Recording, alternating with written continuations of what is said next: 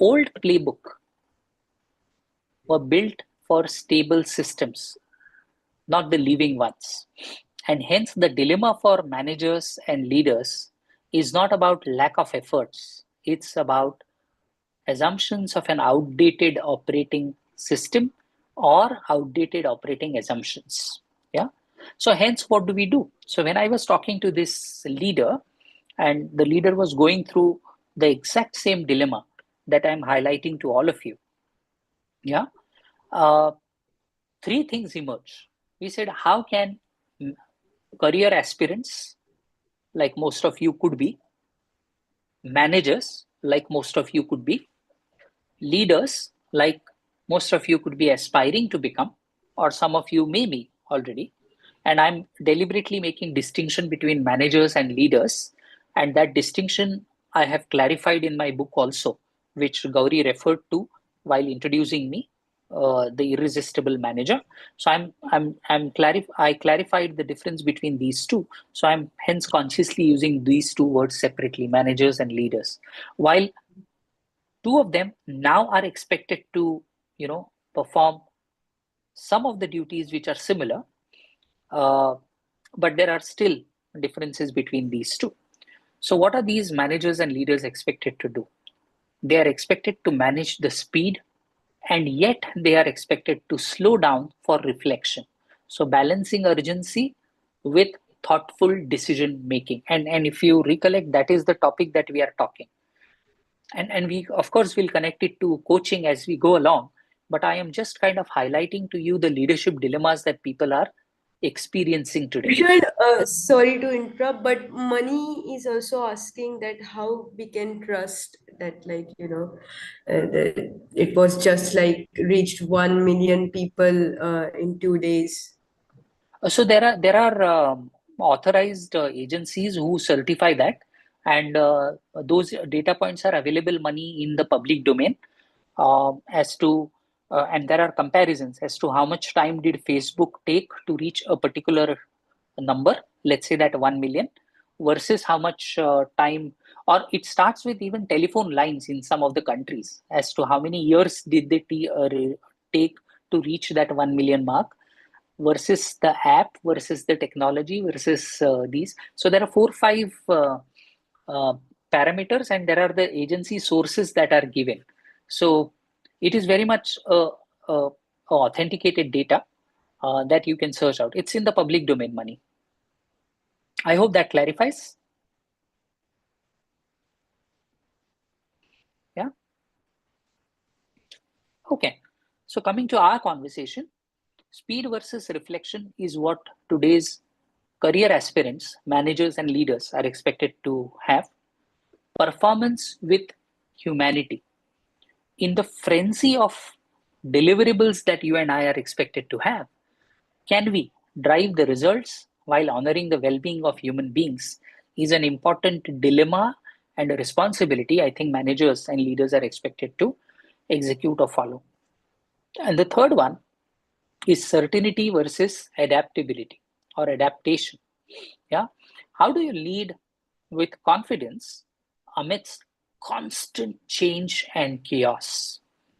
How many of you are able to relate to this, to all three? Say yes in the chat window if you are able to relate to these dilemmas that each one of us today experience. Gauri, any responses? Yes, we have got 3 yeses. Wonderful. I'm so glad that Four. yeah, great. Thank you. Thank you for your response. And I'm so glad you're able to resonate with this. Yet another angle. So I was talking to one of the persons. I have changed the names. Let me be very candid with you, because one of the oaths that the coaches have to take is to protect the confidentiality of the coachee. Hence, these are not the real names, but the situations are real. Okay. So in 2015, Mira was the go-to expert in her organization. I was, of course, interacting with her in 2023-24, but then this is the background that I have about her. So 2015, she was an expert in the organization. Her domain knowledge made her indispensable. And fast forward to 2025, so 2023 onwards, I have been coaching her periodically. So I have taken the data point of 2025, same role, same title, same reputation, but quietly the ground has shifted. And that is the reason why those coaching sessions she felt the need of having, you know. Uh, so the new tools or the knowledge access at the fingertips of people for you and me has made that technical expertise, gave her a feeling that could possibly make her skills redundant. So it depreciates faster than the leadership judgment. So technical expertise can really depreciate faster than the leadership judgment. Past success can quietly limit your next chapter, and learning agility hence becomes the new currency uh, for the new world. Now, if we get an opportunity, of course, I'll go deep into learning agility itself, because that might take an hour or so in itself. Uh, but learning agility is our ability and flexibility and plasticity that we demonstrate to learn on the go, on our own, in the new experiences, and gather them, document them, either a mental note, and use that new knowledge in the new circumstances. In short, learning agility means all this. Okay? So, so what Mira needs to do is obviously to build that learning agility muscle, and we have been working on it. I'm so happy to share with you that she has kind of not only overcome that technical expertise thing, which of course she continues to enjoy that, but she has also added few more dimensions to her portfolio and professional capabilities through learning agility as a mindset, and she is thriving really well. So that's Mira for you. Uh, I have titled this as half-life problem because skills are becoming obsolete uh, in the half-life of them. So usually a skill's life is considered to be around 4 to 5 years. Today, the challenge is you acquire a skill, and within 2.5 years, this 2.5 to 3 years, that skill is becoming obsolete. So how do you do? What do you do? Those are some of the questions that might grapple all of you, irrespective of whatever life stage you and I are in, but that is our reality. Okay. That brings me to the point of executive decisions that we are talking today. Okay. How coaches help is subsequently, I'll connect those dots, and bear with me on that. But I wanted to present a dilemma first as to what career seeking individuals, managers, and leaders are experiencing today is what I wanted to present first. So today, executive decisions are different. Data is available with them, and so much data is available that rather than that data helping them, it is confusing them today, right? So how do they do trade-off, which matters today? What do they trade off on? What do they pick? What do they drop? How do they pick? How do they drop? How do they decide? Is a very important dilemma, challenge that's there in front of uh, career seeking aspirants, managers, and leaders. And today, judgment is required more than expertise. And I have very recently published an article which Economic Times HR was, so ETHR World was kind enough to publish it. Of course, that was my ninth article, uh, dealt with different articles, but different topics. But because we are talking of judgment, I just thought maybe you may want to look at that article, and it will give you some quick action points as to why judgment, ability to have judgment capability, is becoming more important in today's times. And I have given few tips that will allow you to kind of start practicing right from tomorrow in that article. Uh, which can help you build the judgment muscle. Yeah. Okay. Now, because of all these things, there are situations that smart leaders still get stuck despite of their ability. Now, during one of the leadership offsites in Dubai, what we observed was there was an endless debate that was happening on some issue amongst the leaders, right? No one was wanting to take the decision, and finally someone over the coffee in a break admitted that we are circling but we are not landing, so they're not able to take the decision. Everyone wanted to play safe. Now when I kind of thought why was this happening, we realized that there are three things. Speed over reflection was becoming a dilemma, and we spoke about this some time back. There are hidden biases, like for example the past success of this organization, of these leaders, uh, were not letting them break free and think independently. And there were some invisible blind spots. So lonely decisions, they amplify and people are fearful about it. So like the fish that's unaware while swimming, leaders again, when they swim, as in when they actively keep playing role in decision making every day, they are not able to figure out their blind spots. And that is exactly where coaches come in. So I'll talk about the coaching bit now. So now we have so far understood career seeking aspirants, managers, and leaders. What are the dilemmas in the evolving world order that they are experiencing? Yeah.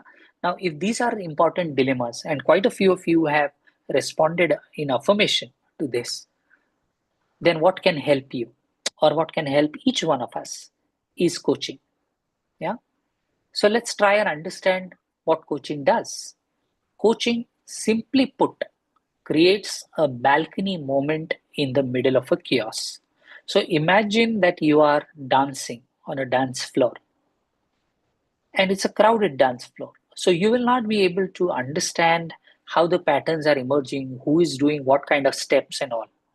But now let's imagine you are walking along with me and going into the balcony, and now you are seeing all your friends and those who are not your friends are dancing on the floor. You will be able to see some patterns. Some of them are dancing in groups, some of them individuals, some of them couples. You will be able to see that pattern, which otherwise, if you yourself are dancing on the floor, you won't be able to do that. So, what coaching does is allows you to take a step back and step up, go into the balcony and see the pattern, right? So, what effectively then it does is it expands your perspective.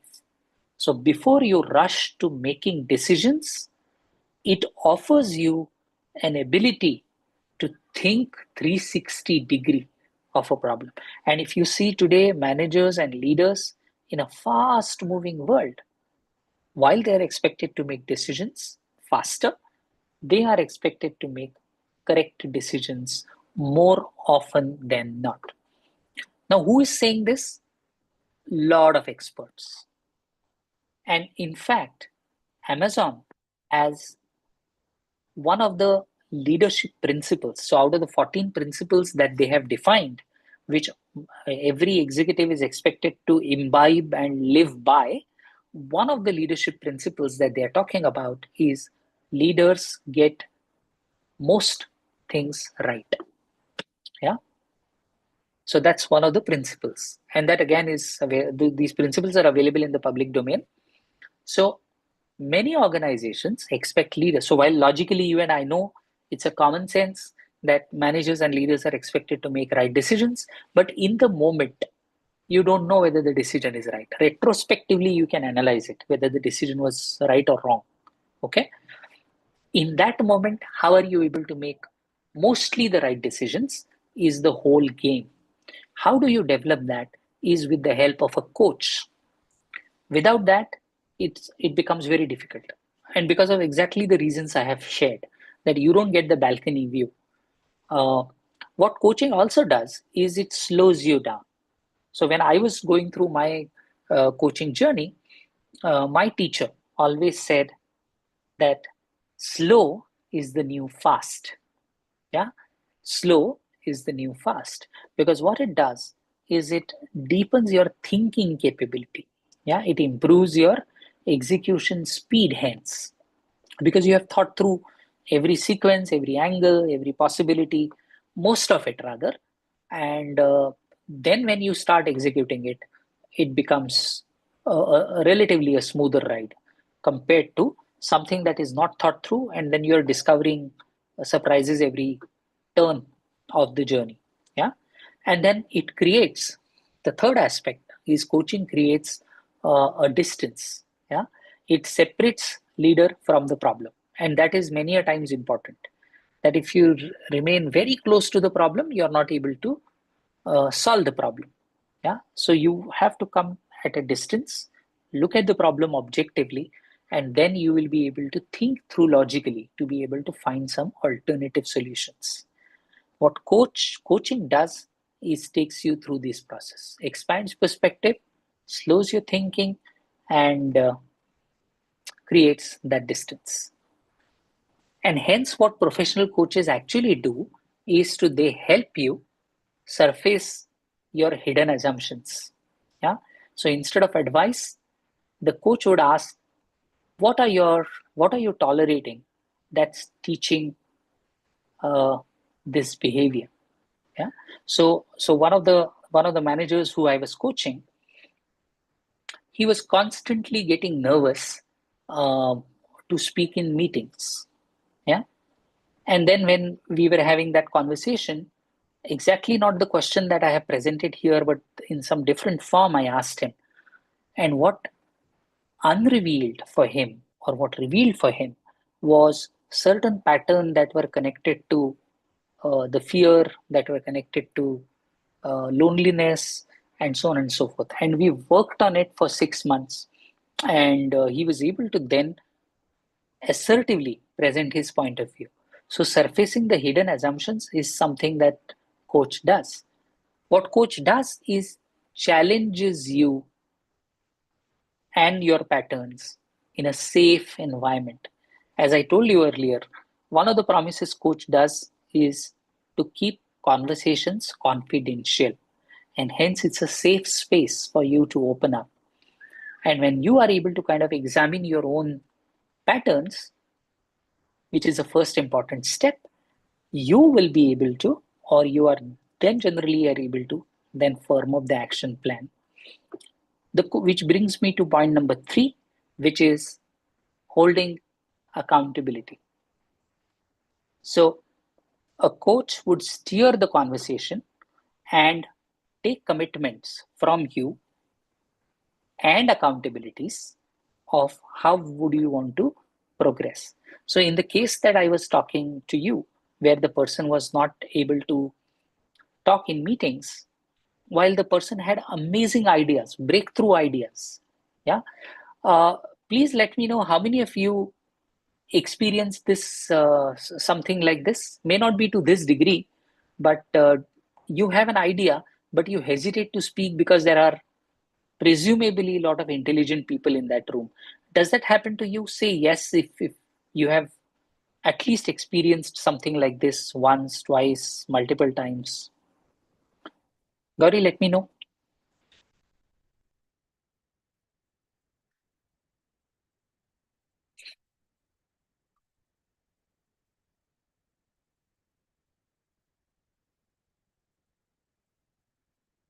Am I audible?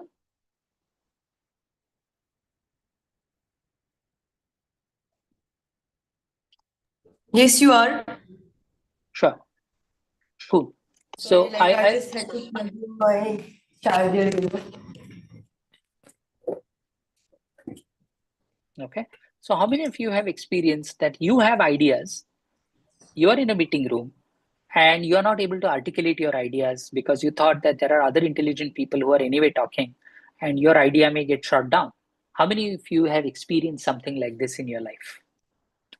Say yes in the chat window if you have. Yes, there are already 3 yeses, and uh, sometimes it's like who is going to start the conversation first. Hmm. It's like it's very common thing, I guess, that Yeah, everyone experiences. yeah. Great. Thank you. Thank you for sharing it so candidly. But that's a very common issue that we face. Okay. That's where a coach can really help, and many other situations. Uh, so, from what happens then as a part of the coaching journey is you're managing things, which is like daily running it, running the chores. Your focus is on immediate output and results, and nothing wrong in it, because as managers, as leaders, as individual contributors, you and I are expected to do that, right? But at the same time, if we are spending, let's say, 8 to 10 hours or maybe 12 hours, I don't know what's the work pattern that you follow in a day, the question to ask is, am I spending all 8 hours, 10 hours, 12 hours, whatever number of hours that you spend at work in crisis management, in only focusing on immediate deadlines, right?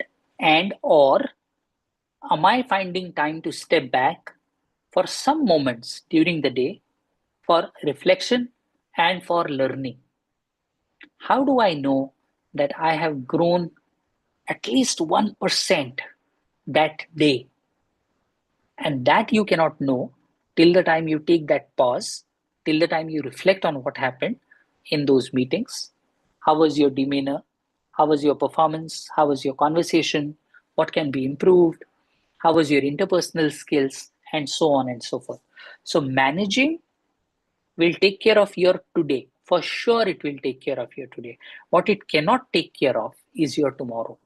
And that is where coaching comes in, which focuses on building the underlying capacity, that tremendous potential that you and I carry. Unless we consciously work on it, it's not going to unpack itself. Yeah. And that's where coaching does. And what it further does is it helps you build a sustainable performance.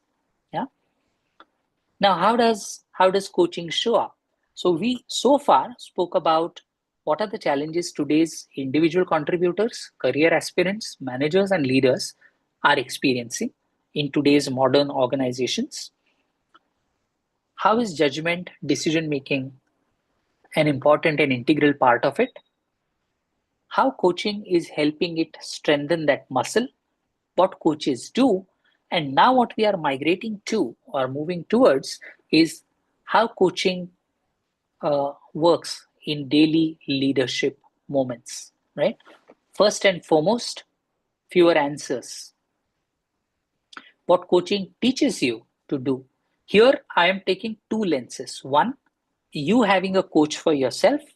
It could be a career coach, it could be executive coach, leadership coach, or maybe all coaching, all the three rolled into one. Maybe because you have the need for all three. Yeah. Now, fewer answers. So, one is you having a coach, and the other is you building some capabilities of being a coach. Okay. Now, what does a coach do? He doesn't jump into giving answers. Okay. So, if you experience a coach, you will experience that. So, the untaught learning that you can have is in the meetings. Can you have one better question? Yeah. Rather than having all the trying to give answers, some of it may not be known to you, but still trying to jump giving answers. If we jump giving to give answers, and if they are not correct, you still end up forming impressions, but the wrong ones. So, how do we take care of that is an important learning that we can have through this coaching practice. We ran a program called as Manager as a Coach, and one of the very important things that managers struggled, what I realized is to be able to ask better questions. Now, that incidentally, we find it very difficult to embrace. Yeah. How do I ask better questions? Is a journey in itself. So, my invitation to you today is if you want to take something from this, whatever conversations we are having, Can you practice asking better questions? Yeah, that's one. Second, curiosity first. Now that's a golden rule today. Yeah, many experts who I have spoken, I have learned from, and I have had the privilege of holding space for a lot of senior executives. I have seen insatiable amount of curiosity that they demonstrate. Yeah, thus expanding their horizon and thus strengthening their judgment capability. Yeah, okay. Constantly their eyes and ears will be open. And one very simple exercise that you can do is just look around wherever you are seated, or even before that, close your eyes and see what color the walls are, what all is there in the room, and see whether you recollect. You may have sat in that room for quite some time now, and see whether you are able to recall everything or most of the things.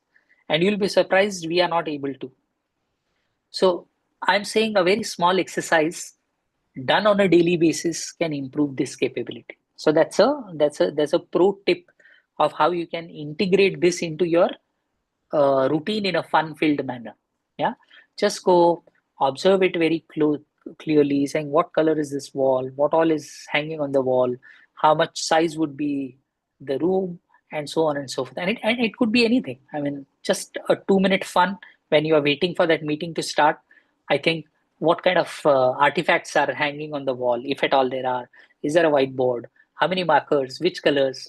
I mean, anything. I mean, it's endless, but have that fun filled thing, and it will help you build. And the next one logically then is reflect and then react. Right, our tendency to jump to responding without thinking uh, is a very crazy thing. What coaching will do, or some elements of coaching will do, is to allow you to uh, reflect on this. So the practice really can start from tomorrow. Pause before responding. Now that's a very, so one of the things, so one leader who I was coaching, uh, we realized he had that tendency of jumping into quickly giving solutions. And why not? He was an expert, so he was paid for giving solutions, and hence it was a very hardwired thing for him to give the solutions. Now it took some time for us to teach him, saying, can you take two breaths, two breaths before you respond? Very simple technique, very simple method. But that improved his ability to think, process, and respond well in a structured manner. Besides that, later on, when he continued the coaching with me, he also wanted to improve the executive presence. Exactly this quality helped him improve his executive presence as well, besides few more things that we went into in that coaching journey with him. But again, very beautiful thing that we can consciously practice, and very simple that way. Ask one better question, which is what we spoke, and make room for thinking. That is an extremely important thing. And we spoke about it, saying that 8 hours, 10 hours, 12 hours kind of working that you do, are you crisis managing, or you are finding some time to kind of step back, think, reflect? You don't need to be a professional coach. You need to lead like one. Yeah. However, if you are interested in professionally acquiring the certificate, of course, there are certifications that are available, and they take you deep into your journey. Like I did the course, as I was sharing with you, 128 hours of learning. They call it as coach training, is what I did, and 1250 hours of coaching thereafter in the last 4 years is what I did. But what it does is, of course, it does help the coachee. It also helps the coach a little better, lead a little better life. Uh, One important gift this does to you, to all of us, is enhance our awareness. And one of the important gifts that you can give to yourself or to others is the gift of awareness. And the moment the person is aware of some things, they act on it. There are quite a few things that I have written in this book, The Irresistible Manager. How do you manage? How do you lead? And most importantly, how do you thrive in a disrupted world? There are lots and lots of stories picked up from the real world. Of course, I have changed the names, as I told you right in the beginning also. So in the book also, I have changed the identities, but the stories are real and relatable. The strategies that will work and the tools that you can uh, apply immediately to your work. What I'll do is I'll unshare my screen now, uh, and I'll take a pause, Gauri, just in case if people have questions, which is what you all told me that I need to kind of give the final 10 minutes for uh, Sure, for sure, the Bhushan. closures. That was very, very in-depth and thoughtful session. And when you used the term "the slow is the new fast," that really made me feel like yes, world is really moving at the speed of Yeah, light these days, and like true. slowing down is something that we all really need. So just so you all know that the question and answer session is now started, and this is your chance to connect with Bhushan directly, as he's more than happy to get your questions solved. And yes, so let's see if we're getting any questions in the chat box.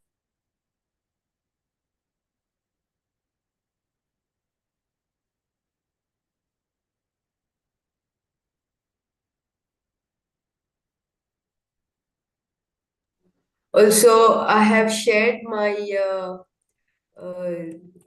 sorry, not mine, but Bhushan's LinkedIn in the chat box. So make sure you're connecting with him over LinkedIn, and whenever like you have any questions or anything, you can always like reach out to him, and also make sure you're checking his book out as well, because I'm sure it has a lot that like we all can learn from. So Yeah, and as people start thinking and asking questions, I have a question for them, saying what has resonated the most with you of whatever we spoke? Uh, any couple of things that resonated the most with you? You can put it in the chat window. Maybe you can speak up, whatever. yes, sure. You can put it in the chat window, and meanwhile, I'm Bhushan taking some questions that we have Yeah, got from the audience. yeah, yeah.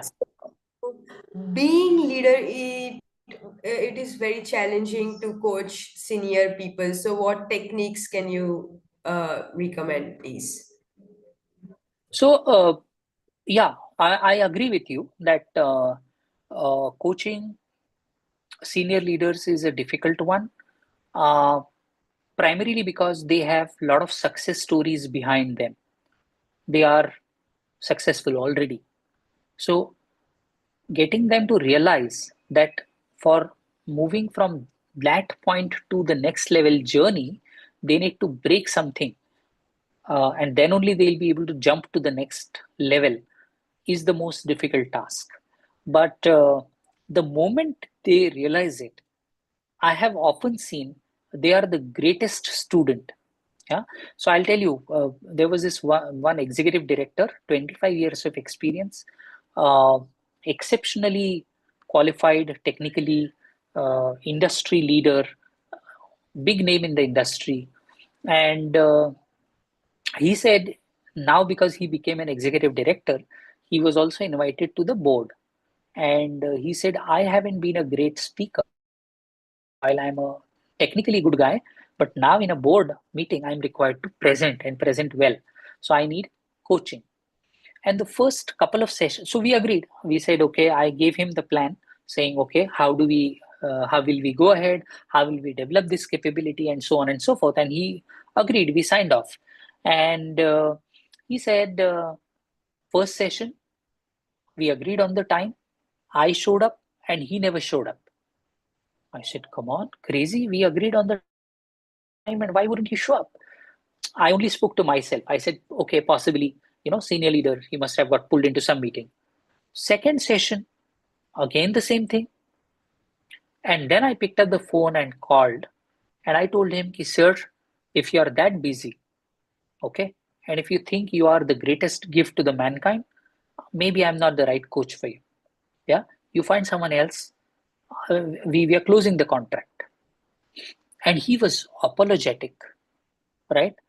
And after that, he never missed even a single session. So sometimes you have to take that tough stance to discipline people. But once they understand the value, uh, they are the ones who do the heavy lifting, which coaching anyway is a process like that. So you have to be very authentic. You have to earn your name as a coach for them to even consider you as their coach. Uh, and you have to live by your values of being a coach. I think these two, three things have helped me. Uh, Not only have senior executives come to me, but to be able to add value to their life. I hope that answers your question. I'm sure it must have answered the question. And yes, we have one more question. This is regarding social media marketing. Should Hmm. we invest in that, being a startup, to have leads and making connections, as you shared only 3 hours to have 1 million followers? No, it was 3 days, by the way. Oh, three So days. it was not 3 hours. Uh, and while I'm not an expert on social media and whether you should invest, but what I know for sure is first, uh, get your product right. If you are very confident that the product is solving some problem really well, then going all in makes more sense. But you need to be absolutely sure that the product is solving some very important problem for the customer, and so a surety comes through a lot of experimentation on the ground, feedback, and so on and so forth. And after that, maybe earmarking the budget for social media spends could be the next logical good idea, not before that. But again, as I said, this is coming through the experience of having coached few startup founders. Uh, I don't have first-hand experience of this, so I just thought I'll put that disclaimer. Thank you, Bhushan. So you asked, what are like, so what is something that resonated Yeah. with you too? So we have got a response here for that: the power of coaching. Wow. Wow. And yes, like Mani is saying, the most important takeaway, reflection on our learnings is very important in this fast-paced AI space. Everyone is expert now, and everyone, even business manager can create a code for this. So we have to do self-realization and self-learning. Yeah, And Dave I is agree. also saying that gift of awareness, think 360-degree to the problem, separate leader from problem, slow is the new fast. That's my favorite too. Practice by asking one better question in a meeting each day. So yes, I guess these are the takeaways that people have taken from today's session. Sure, I'm so happy. I'm so glad. Mm. Yes, of course. Uh, yes, so we have one more questions. Okay, no, not a question, but yeah, even AI coaches are now there, so we have to see that as well. That's what Yeah, Bikash says. yeah. AI coaching is there. Largely, that gets into mentoring space, but that there are still human spaces where only a human coach is able to kind of hold that space. So yeah, relatively, it won't be a substitution at all. So if you have any more questions, you can drop them in the chat box. And once again, I'm sharing Bhushan's LinkedIn, so you can always connect with him and follow him on LinkedIn. And yes, like I'm sure Bhushan, we will be very much delighted to have one more session from Yes, you sometime in future and get to learn so much about different things and perspectives sure. from you. So I guess we don't have any more questions. So yes, like if you would like to give us any final statement or any, a special suggestion to audience who is More than a suggestion, whatever you have picked up, try and see if you can follow it for the next 21 days. See whether that works for you. Uh, yeah, any books on leadership? There are quite a few, but you can start with The Irresistible Manager. I think I have brought research as well as practitioner perspective. A lot of stories, so it's quite an engaging one. Do read that book and share your feedback. I think that will be a good starter kit. Uh, Great. I'm so glad that you liked the session. Thank you very much for your valuable time, and thank you, Gauri, for holding this space yes. for me today. So, Bhushan, it was absolutely nice to connect with you and have you. So, yes, I have few announcements to make. So, I will just quickly do that. And yes, so if you would like to opt for the certificate for learning and development, you can visit gsccouncil.org, and you're getting a 20% discount if you use the LND20. It's exclusively for the participants who have joined today's session. And GSDC has also launched a utility tool, and you are getting it for 100% offer because you have joined this session, every one of you. And the utility tool will be helping you strengthen your professional presence, validate what you know, and open doors to the global opportunities. So make sure you're grabbing the utility tool and getting your professional resume and anything that you might need for the global opportunities. And yes, tomorrow we have Ajit Kumar. He will be giving us insightful session on measuring the role of learning and development programs, how to quantify the business impact of learning and development initiatives. So make sure you're joining this session. We also have AI sessions going on side by side, aligned for this whole week. So if AI is something that interests you, you should be part of this. Followed by the ISO session that is also happening this week. And yes, so now it's time to celebrate our reference champions, Bhanu Durgesh, EBI, and Avinash. Thank you so much for spreading the awareness. If you're interested in becoming a part of the referralship championship and earn vouchers worth $400, all you have to do is invite your colleagues and your communities to these sessions. And as soon as you start to climb up the you get and if you would like to join us in any of the learning capsule webinars or podcasts, you can reach out to me on gauri@gsccouncil.org or pratibha@gsccouncil.org, and we will be happy to get you started from there. With you, so make sure you're following us on LinkedIn. You can visit our website for more details, join the exclusive WhatsApp group that keeps you updated about all the sessions that are aligned. And if you could share your session takeaways on reviews.io, we would be delighted to read them. And with this, we're coming to an end for today's session. Thank you so much for joining this session. Thank you so much once Thank again, you. Bhushan, for being part of this session. It was wonderful.